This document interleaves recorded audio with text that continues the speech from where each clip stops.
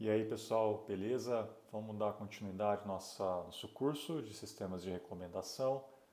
Hoje a gente vai ver mais uma aula, então. Dessa vez a nossa aula vai ser sobre explicações em sistemas de recomendação. Então, começando, né, o que são recomendações explicáveis, né? Bom, são aquelas que oferecem não só as próprias recomendações, tá? Mas também elas explicam o porquê a recomendação foi feita. E com isso, né, isso traz para o usuário mais transparência da recomendação, né, do porquê que está sendo recomendado um produto para o usuário. Também ajudam, né, o usuário no processo de decisão, né, fornecendo persuasão, né, para o usuário aceitar, né, aquela recomendação, tá? A própria efetividade, né, quer dizer, o quanto que aquela recomendação foi eficaz, né, aumenta, né, essa eficácia, né, das recomendações, tá? A confiança do usuário em relação ao sistema e a satisfação também dele, né? Bom, isso aí tudo para o lado do usuário, né? E para o lado do desenvolvedor, né, isso também ajuda eles a diagnosticar, depurar e também refinar o algoritmo de recomendação, tá? Bom, então assim, pensando naqueles 5 Ws, né, que assim, esses 5 Ws está relacionado com informação de contexto, né, que a gente já viu nas outras aulas, tá? Mas que são aquelas perguntas que a gente faz, quer dizer, quando, onde, com quem, o que e por quê, né? Então, assim, fazendo essas perguntas em relação à recomendação, ela estaria lá naquele último escopo que é do porquê, né? Então, por que que uma recomendação foi feita, tá? E aí é onde entra as recomendações explicáveis, e aí só para a gente ver, ter uma visão um pouco maior, né? As outras perguntas, por exemplo, o quando, né? Então, isso está relacionado com informação temporal, né? Então, recomendação ciente de tempo, tá? E aí a gente pode incluir, por exemplo, o que a gente viu na última aula, que são as recomendações baseadas em sessão, né? Que levam em consideração a, a, as últimas interações, né, do usuário com o sistema, tá? O onde, né, que tá, bom, aí a gente tem a informação de contexto, né, você pode usar, por exemplo, localidade do usuário, né, então tem o Location Based Recommender Systems ou Context Aware Recommender Systems, né, com quem, né, então Social Aware Recommender Systems, né, então você tem vários trabalhos aí que utilizam, né, informação social, né, de redes sociais para fazer recomendação. Inclusive tem até um nome, né, que é o Trust Based, né, Recommender Systems. Tá? Então vocês podem dar uma pesquisada aí nesse assunto, tá? E o que também, né? Então, o que recomendar, né? Então, quando você está num domínio específico, tá? E aí você está criando o teu algoritmo de recomendação daquele domínio, então, por exemplo, e-commerce, ou então recomendação de notícias, né? Ou recomendação de filmes, tá? Então, quando você cria um algoritmo específico para aquele domínio, a gente diz então que você tem um sistema de recomendação ciente da aplicação, tá? Então, assim, são essas 5 perguntas, né? Essas 5 perguntas são clássicas, tá? E aí a parte de recomendação explicáveis está dentro dessa última pergunta aí do porquê, tá?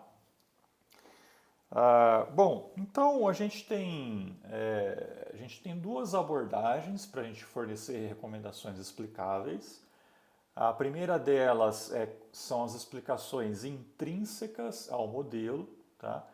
O que quer dizer isso? Né? Que o modelo de recomendação que você está utilizando, né, o algoritmo que você está utilizando, eles são uma caixa aberta. Né? Então, o mecanismo de decisão, né, ali dentro pode ser rastreado, né, é transparente. Tá?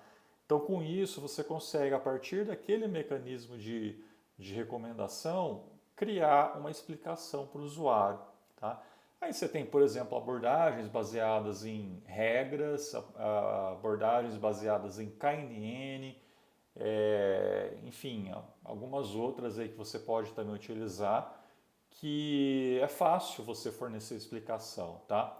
Então, por exemplo, KNN, você pode criar uma explicação do tipo, usuários que viram esse produto também viram esses outros produtos.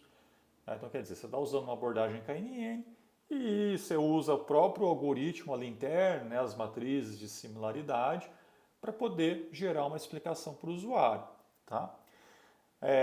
Regras de associação, né? Então também, usuários que compraram leite também compraram pão, por exemplo, tá? Então você criou uma explicação também, falar, por que eu estou te recomendando pão? Não, porque os outros usuários também compraram leite, tá? Então, entre várias outras, que daí você consegue rastrear, né, a recomendação, né, o processo de gerar a recomendação e fazer também a explicação, né? Já os modelos agnósticos, as abordagens, né, agnósticas ao modelo, é um mecanismo que você tenta explicar a recomendação que já foi feita, tá? Então a gente chama de explicação caixa preta.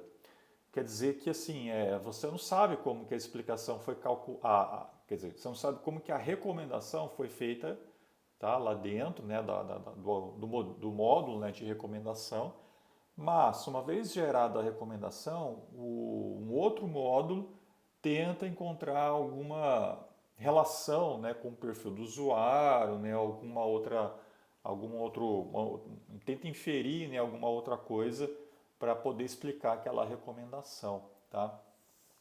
E aqui a gente tem abordagens, por exemplo, baseadas em redes neurais, tá? Deep Learning, até a própria fatoração de matriz, né, que a gente já viu, que usa aqueles modelos de fatoração, né, com os fatores latentes, né, também estão ali, né, quer dizer, é difícil de você explicar, né, aqueles fatores latentes, tá?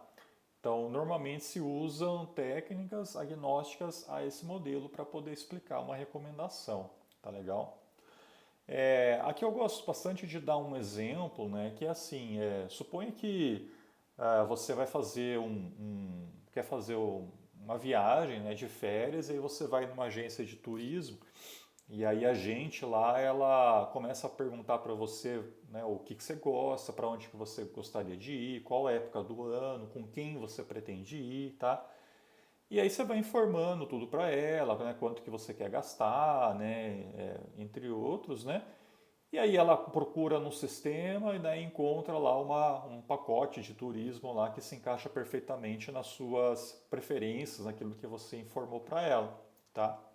Ela vai lá e te recomenda, e daí você fala, mas por quê? Por que você acha que essa recomendação é boa para mim? Aí ela pode falar, né, porque você quer ir para a praia, ou você quer viajar com a família, ou você quer gastar até tantos reais, tá? Então assim, é uma explicação e essa explicação é baseada então no processo de decisão, né, que essa agente fez lá na escolha, né, num pacote lá que ela está te sugerindo, tá? Mas o que pode acontecer também, né? Pode ser que você comece a informar um monte de coisa para ela, ela começa a procurar lá no sistema, não encontra no momento ali, né, uma sugestão bacana para você, mas assim, de uma hora para outra dá um estalo na cabeça dela, daí ela fala assim, eu lembrei aqui que tem uma viagem que está para sair, né, que está com preço promocional e que são as últimas vagas, né? Então, assim, dá um insight, né, na cabeça da gente lá, daí ela te recomenda isso, tá? Então, assim, ela, assim, não foi com base no que você informou para ela, né? Mas foi com base nesse insight que ela teve na hora, tá? E aí você pode perguntar para ela, mas por que você está recomendando isso para mim, né? Aí ela pode, aí sim, né? Ela vai tentar casar, né? O que essa viagem tem para oferecer com as suas preferências, tá? Mas não quer dizer que o processo de decisão, né, para escolher aquela viagem foi exatamente com base nas suas preferências, né? Foi com base no insight que ela teve na hora, tá? Então é mais ou menos essa distinção, tá? Que os modelos funcionam, né? Então são os intrínsecos ao modelo e os agnósticos ao modelo, tá? Então assim, os agnósticos tentam, depois que gerou a recomendação, tentar encontrar alguma correlação, né, com as preferências do usuário, tá? Enquanto que os intrínsecos é exatamente baseado no processo de decisão, né, da geração da recomendação. Bom, então, como histórico aqui das primeiras recomendações explicáveis, os primeiros modelos então surgiram, né, em 1999 com a própria filtragem colaborativa baseada em vizinhança de itens, tá? Então é aquela frase típica, né, que é esse produto que você está procurando é similar a esses outros que você gostou anteriormente, tá? Então esse é um tipo clássico, né, e bem simples de você gerar explicações, tá? A Amazon foi uma das pioneiras, né, a fornecer esse tipo de explicação. Então, por exemplo, aqui, por que você comprou esse produto? Eu estou te recomendando esse outro, tá? Então, é um tipo de explicação lá para uma recomendação que é gerada aqui para o usuário, tá? Bom, e aí em anos posteriores surgiram abordagens de explicação diferentes, né, usando outros algoritmos, por exemplo, baseado em conteúdo, né, ou então baseado em vizinhança de usuários, tá? É, então, por exemplo, né, se você recomenda algo para o usuário e explica para ele, eu estou te recomendando esse produto porque ele é similar a esse produto que você já comprou anteriormente.